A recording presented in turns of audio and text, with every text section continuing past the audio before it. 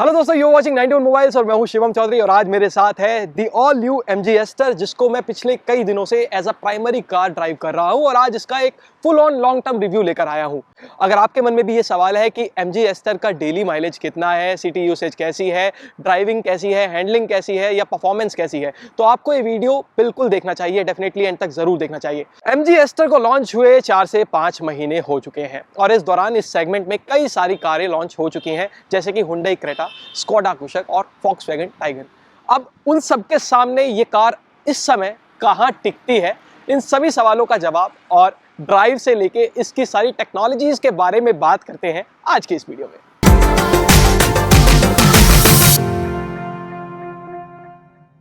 दोस्तों, सबसे पहले हम डिज़ाइन की बात करते हैं और डिज़ाइन में भी फ्रंट डिज़ाइन की हम सबसे पहले बात करेंगे। तो MG एस्टर जो है दोस्तों, वो ZS EV प्लेटफॉर्म पर बेस्ड है। तो ऑलमोस्ट जो आपको डिज़ाइन है, जो लुक है इसका, उसी कार की तरह यहाँ पर लगता है, लेकिन कुछ एक चेंजेस यहाँ पर किए गए हैं जिससे इस कार की फंक्शनैलिटी पर काफ़ी ज़्यादा असर पड़ता है। सबसे पहले मैं आपका ध्यान जो है वो यहाँ पर दिलवाना चाहूँगा इनके हेडलैम्प्स पर।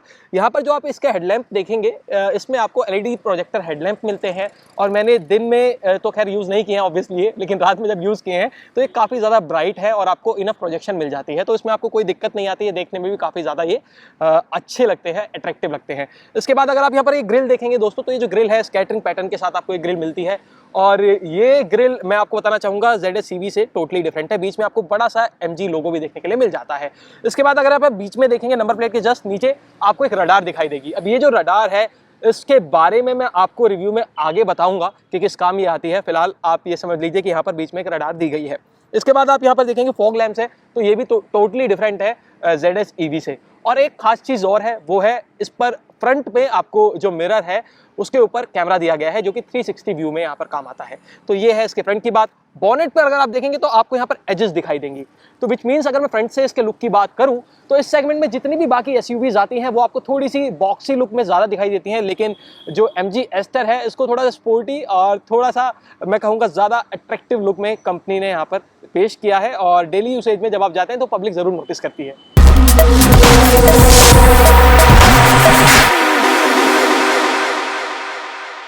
अब बात करते हैं कार की साइड प्रोफाइल की और मैं आपको यहां पर बता दूं, जो MG एस्टर है वो लेंथ में यानी कि लंबाई में क्रेटा से भी बड़ी है। जी हां, क्रेटा की जो लेंथ है वो है 4300 mm, जबकि आपको MG एस्टर पर 4323 mm की जो लेंथ है वो मिलती है, यानी कि लंबी है कार। इसके बाद अगर बात करें यहाँ पर ग्राउंड क्लियरेंस की, तो कंपनी ने स्पेसिफाई हालांकि नहीं किया है वो, लेकिन मैं यहाँ पर एज्यूम करके चल रहा हूँ 190 mm का ग्राउंड क्लियरेंस इसका है। और ऐसा इसलिए मैं कर रहा हूँ क्योंकि मैं जब इसको ड्राइव कर रहा था तो काफ़ी ऊंचे ऊंचे ब्रेकर्स भी आए और काफ़ी गड्ढे भी आए, लेकिन मुझे कहीं भी ये जो परेशानी है गाड़ी की टच होने की या कुछ भी, वो यहाँ पर फेस नहीं हुई है। तो इंडियन रोड्स के हिसाब से जो ग्राउंड क्लियरेंस है वो यहाँ पर मैं कहूँगा बिल्कुल परफेक्ट है। इसके बाद अगर मैं यहाँ पर बात करूँ व्हील्स की, तो जो टॉप मॉडल है जो मैं यूज़ कर रहा हूँ, इसमें आपको चारों जो व्हील्स हैं वो अलॉय मिलते हैं, चारों में डिस्क मिलते हैं। और ख़ास बात ये है जो इसको ज़्यादा स्पोर्टी लुक देती है कि इसका जो ब्रेक कैलिबर है वो रेड कलर में है, और सिर्फ आगे के टायर्स का नहीं, चारों टायर्स में आपको रेड ब्रेक कैलिबर यहाँ पर देखने के लिए मिलता है। इसके अलावा आप यहाँ पे देखेंगे कि ब्रिट डायनेमिक की जो है अब आपको बैजिंग मिल जाती है। अब ये क्या है, ब्रिट डायनेमिक एक थीम है जिस पर इसका इंटीरियर जो है वो बेस्ड है। वो मैं जब कार के इंटीरियर के बारे में बात करूंगा तब आपको जरूर डेफिनेटली बताऊंगा। उसके बाद अगर हम थोड़ा सा आगे बढ़ते हैं तो आप यहाँ पर देखेंगे डोर हैंडल्स हैं, और ये डोर हैंडल्स आपको चारों ही क्रोम में मिलते हैं। काफ़ी अच्छी क्वालिटी का क्रोम है और ये यार नहीं पड़ने वाला है, काला तो बिल्कुल नहीं पड़ने वाला है। और यहाँ पर बात आती है फिर ORVMs की, तो यहाँ आपको इलेक्ट्रिकली एडजस्टेबल ORVMs मिल जाते हैं जिसमें इंडिकेटर्स भी लगे हैं और यहाँ पर ब्लैक कलर इनमें दिया गया है। इसके अलावा रूफ रेलिंग भी आपको देखने के लिए मिल जाती है, काफ़ी हैवी है और काफ़ी ऊंची रूफ रेलिंग आपको इसमें देखने के लिए मिल जाती है। तो ये है दोस्तों इसकी साइड प्रोफाइल, और मैंने आपको बताया इसके ग्राउंड क्लियरेंस वगैरह के बारे में डेली यूसेज में, जहाँ पर आपको कोई परेशानी इसमें नहीं होगी। अब रियर की बात कर लेते हैं और यहाँ पर सबसे पहले आप देखेंगे आपको ZS का जो लोगो है, ब्रांडिंग है, वो यहाँ पर देखने के लिए मिल जाती है। और जैसा मैंने आपको पहले भी बताया था, ये कार ZS EV पर बेस्ड है, तो उसकी ब्रांडिंग यहाँ पर बरकरार रखी गई है। एस्टर की ब्रांडिंग बीच में काफ़ी बड़ी बड़ी दी गई है, जिसके ऊपर MG का एक बड़ा सा लोगो है, जैसा कि आगे ग्रिल पर दिया गया है। इसके अलावा अगर आप यहाँ पर देखेंगे तो ADAS की आपको ब्रांडिंग मिल जाती है। अब ADAS क्या है, ADAS लेवल 2 की साथ ये कार आती है। ऑटोमेशन काफ़ी सारे फीचर्स हैं, उसके बारे में ड्राइव के दौरान मैं आपको बताऊंगा। इसके अलावा आपको यहाँ पर 3 सेंसर्स देखने के लिए मिल जाएंगे, 1, 2 और 3। ये आपको रियर पार्किंग असिस्ट में मदद करते हैं, जब आप कार को बैक में पार्क कर रहे होते हैं तो तब ये मदद में आते हैं। इसके अलावा 2 आपको जो रडार्स है, एक यहाँ पर दिया गया है, एक इसमें यहाँ पर दिया गया है। अंदर की तरफ दिखाई नहीं देंगे। टोटल 6 रडार सेंसर्स इस कार में यहाँ पर मौजूद है, जैसा मैंने आपको पहले बताया था। इसके अलावा आप देखेंगे यहाँ पर आपको एग्जॉस्ट की थोड़ी सी फील देने के लिए क्रोम फिनिश के साथ यहाँ पर जो है मैं कहूँगा एनिमेटेड एग्जॉस्ट दिए गए हैं। असली में यहाँ पर नहीं है, लेकिन आपको स्पोर्टी लुक आए इस वजह से यहाँ पर कंपनी ने काम किया है। अगर बात करें इसके बूट की, तो आप ये सोच रहे होंगे कि बूट कहाँ से खुलता है, क्या ऑटोमेटिक है या क्या है। तो ये जो आप लोगो देख रहे हैं, ये दरअसल ऐसे इसको आप प्रेस करेंगे तो इसी से जो है आप जो कार का बूट है उसको यहाँ पर ओपन कर सकते हैं। और जो बूट स्पेस की मैं बात करूँ तो सबसे ज़्यादा तो नहीं इस सेगमेंट में, लेकिन यहाँ पर डिसेंट बूट स्पेस है और डेली यूज में आपके परेशानी आपको नहीं आएगी। इनफ मैं कहूँगा कि आपको 5 से 6 आपकी जो ट्रॉलीज हैं वो इसमें इजीली आ जाएंगी। 400 लीटर तक का तकरीबन इसका बूट स्पेस मैं यहाँ पर मान रहा हूँ, स्पेसिफाइड कंपनी की तरफ से वो नहीं है।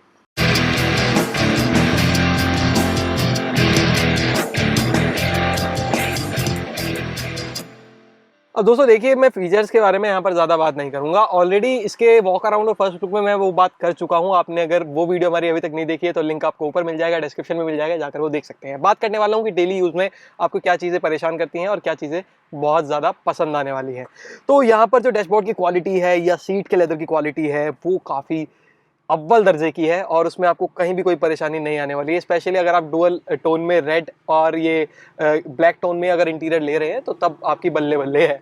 लेकिन परेशानी कहाँ आती है, इंडिया है और स्पेशली अगर आप नॉर्थ इंडिया साउथ इंडिया में कहीं भी हैं तो गर्मी और ह्यूमिडिटी हमारे यहाँ शुरू हो जाती है अप्रैल मई के महीने से। अब उसमें क्या होता है कि जो सीट्स है इस पर वेंटिलेशन आपको नहीं मिलता है, जो कि इस कार से काफ़ी ज़्यादा उम्मीद थी, तो वहाँ पर एक थोड़ी सी परेशानी मुझे मिलती है।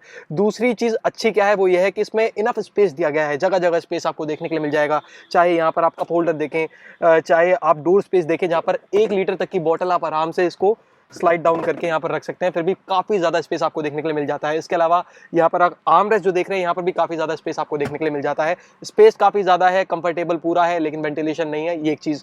अब बात करते हैं एआई की। अब जो इसका पर्सनल एआई असिस्टेंट है काफ़ी कमाल का है, लेकिन आपको थोड़ा सा टाइम लग सकता है यूज टू होने में। एक बार आप हो जाते हैं तब आपके लिए एक कमाल का फीचर बन जाता है।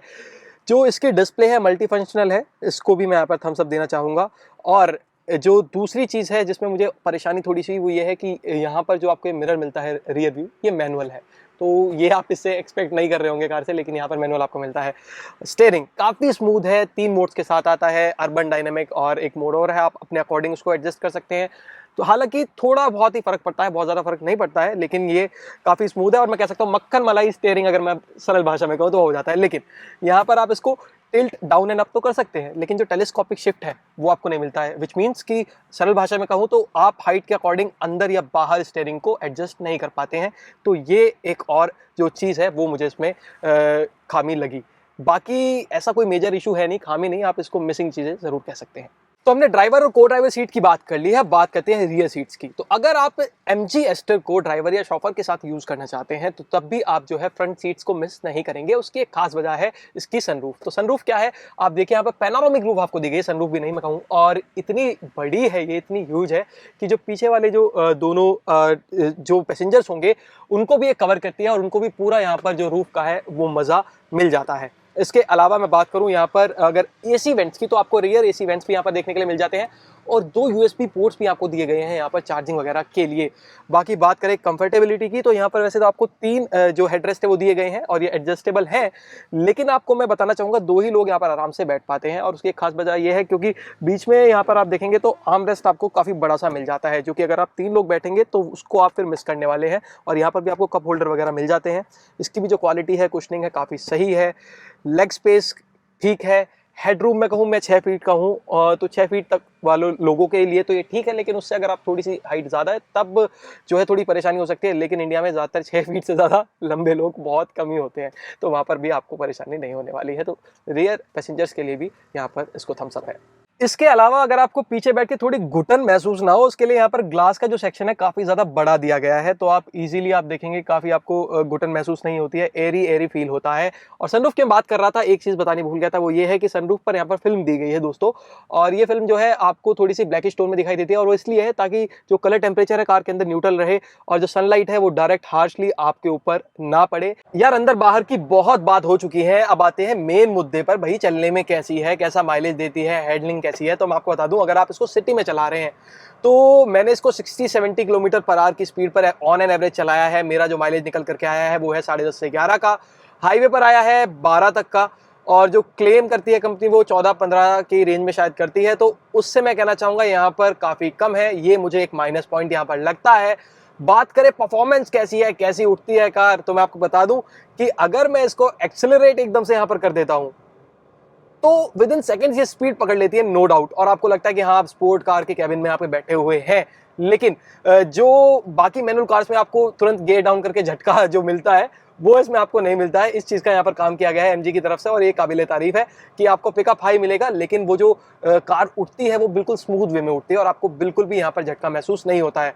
बाकी बात करें इंडियन रोड्स की, कि अगर कोई गड्ढा वगैरह आ जाता है उस टाइम पर इसकी कैसी परफॉर्मेंस है, तो मैं आपको कहूँगा कि जो सस्पेंशन है कार के बहुत अच्छे से काम करते हैं और आपको ज़्यादा अंदर महसूस नहीं होते हैं गड्ढे वगैरह। और हम बात करें कि हैंडलिंग में कैसी है कार, तो 3 जैसे मैंने आपको बताया था इसमें स्टीयरिंग के मोड्स मिल जाते हैं। हालांकि बहुत मिनिमम डिफरेंस है, तो मैं कहूँगा रियल लाइफ में वो किसी काम के नहीं है। अगर आप बहुत ज़्यादा ड्राइविंग एंथुसियास्ट हैं तभी आप स्टीयरिंग पर उसका फ़र्क जो है वो देख पाएंगे। और बात करें हैंडलिंग में कैसी है, तो मक्खन मलाई है, और कार की बॉडी वगैरह आप कहेंगे शेकी वगैरह बिल्कुल नहीं होती है। आप इजीली इसको हाई स्पीड पर ड्राइव कर सकते हैं। इसके बाद आता है इसके यूएसपीज की बात, यानी कि एडएस फीचर्स जो इसमें दिए गए हैं। कई सारे एडएस फीचर्स हैं, फर्स्ट लुक में मैंने आपको बताया था, लेकिन मैं बात करता हूँ कि काम कैसे करते हैं और कितने काम के आखिरकार वो है।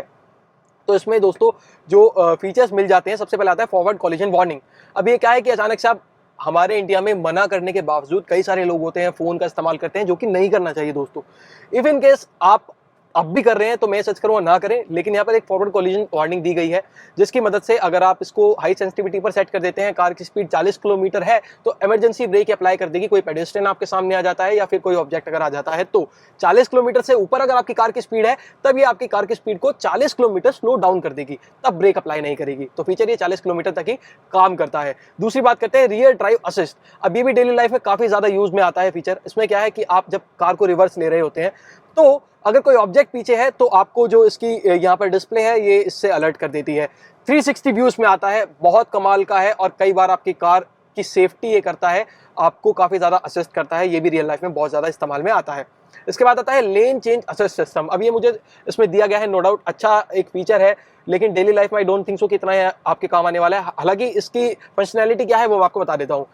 यहाँ अगर आप अपनी लेन में चल रहे हैं 50 की स्पीड पर, आपके साइड में एक कार आ रही है 60 की स्पीड पर, आप चाह रहे हैं लेन चेंज करके ओवरटेक करना, लेकिन आपकी कार में जो 6 रडार दिए गए हैं उसने आपकी कार जो आपकी कार के साइड में जो कार चल रही है उसकी स्पीड को यहाँ पर सेंस कर लिया है, और आपको OVRMs के थ्रू ये अलर्ट कर देती है कि भाई तेज स्पीड में कार आ रही है आपके पीछे, आप अपनी लेन अभी चेंज ना करें। तो काफ़ी दफ़ा ये एक्सीडेंट्स भी आपके बचा सकती है। इसके बाद अगर बात करें यहाँ पर दूसरे इसके अगले फीचर की, तो वो आता है स्पीड असिस्ट सिस्टम। इसमें क्या है दोस्तों, अगर आप किसी हाईवे पर चल रहे हैं, वहाँ पर साइन बोर्ड आ गया है कि इस हाईवे पर 40 किलोमीटर की ही स्पीड है, तो आपकी जो कार है उस साइन बोर्ड को पढ़ लेती है, और फिर आपके पास सामने वार्निंग आ जाती है, और जो आपकी स्पीड है वो automatically below the speed limit चली जाती है। लेकिन आपको इसको ऑन करना होता है, तभी आपको मिलती है। 3 मोड मिलते हैं, केवल वार्निंग मोड आता है, एक आता है मैनुअल मोड, अपनी मर्जी से आप चलाएं, तीसरा आता है इंटेलिजेंट मोड, जिसमें ये स्लो डाउन करती है। इसके बाद लेन असिस्ट सिस्टम में 3 चीजें और कमाल की हैं जो आपको बताने वाला हूं। पहला है LDW यानी कि वार्निंग, फिर है LDP प्रिवेंशन, और है LDA असिस्टेंट। इसमें क्या है, आप अपनी लेन में चल रहे हैं, कार सेंस कर लेती है लेन आपकी, और आपको जो है लेन के बीचों बीच रखती है। आपको बिल्कुल भी स्टीयरिंग पर हाथ लगाने की ज़रूरत नहीं पड़ती है। इसका जो टेस्ट है वो सब मैं आपको अभी दिखा दूंगा। तो दोस्तों ओवरऑल मैं आपको ये बताना चाहूँगा कि अगर आप एक ऐसी कार देख रहे हैं जो स्मूथ भी हो और आपको स्पोर्टी फील भी दे, तब आप MG एस्टर की ड्राइव को ज़रूर पसंद करेंगे और तब आप इसके लिए जा सकते हैं। लेकिन अगर आप माइलेज से थोड़ा ज़्यादा प्यार करते हैं, तब आपको ज़रूर ऑप्शंस देखने होंगे, क्योंकि माइलेज के मामले में यहाँ पर थोड़ी सी पीछे रह जाती है। बाकी सभी जगह मैं इसको थम्स अप देना चाहूँगा। इसके अलावा जो इसका क्रूज़ कंट्रोल है दोस्तों, वो भी काफ़ी कमाल का फीचर है और डेली लाइफ में काफ़ी आपके यूज़ में आता है। यहाँ पर आप ये जो लीवर दिया हुआ है, इसकी मदद से आपको जो है आप सेट कर सकते हैं स्पीड लिमिट। देखिए फिलहाल 29 है, अगर मैं इसको यहाँ पर 30 पर सेट कर देता हूँ, अब आप देख सकते हैं यहाँ पर 34 किलोमीटर पर आवर पर जो है स्पीड लिमिट सेट हो गई है। अगर मैं यहाँ पर एक्सीलरेटर से पैर हटा भी दूंगा, तब भी जो कार है 34 पर मेंटेन रखेगी स्पीड। इसके अलावा जो इसका लेन असिस्ट सिस्टम है, उसके साथ ये मिलकर काम करती है, और जो स्टीयरिंग वगैरह है वो भी खुद ब खुद कंट्रोल हो जाता है। एक बार ये अगर आपकी जो रोड है उसकी लेन्स को एक बार स्कैन अगर कर लेती है उसके बाद तो। लेकिन जैसे मैंने आपको बताया ADAS लेवल 2 है, यानी कि फुल्ली ऑटोमेटिक नहीं है, तो बिल्कुल आपको यहाँ पर मैनुअल इंटरवेंशन की ज़रूरत पड़ती है। लेकिन ये भी एक एडवांस फीचर है। और इस तरह के जो फीचर है दोस्तों, ये आपको फिर इस सेगमेंट के बाद XUV 700 जैसी कार्स में मिलते हैं। उसमें भी ये सारे फीचर्स आपको नहीं मिलते हैं, इसमें कुछ एक्स्ट्रा फीचर्स ही आपको उस कार से भी मिल जाते हैं। सो दोस्तों फाइनली अब आते हैं वर्डिक्ट पर, और मैं आपको बता देना चाहता हूं कि MG एस्टर की कॉम्पिटिटर्स कार आपको जरूर बेटर माइलेज प्रोवाइड कर सकती हैं, but no other car in this price range will offer you these kinds of advanced features. साथ ही साथ ये देखने में तो खूबसूरत है ही, और इसकी बिल्ड क्वालिटी भी यहाँ पर काफी मजबूत है।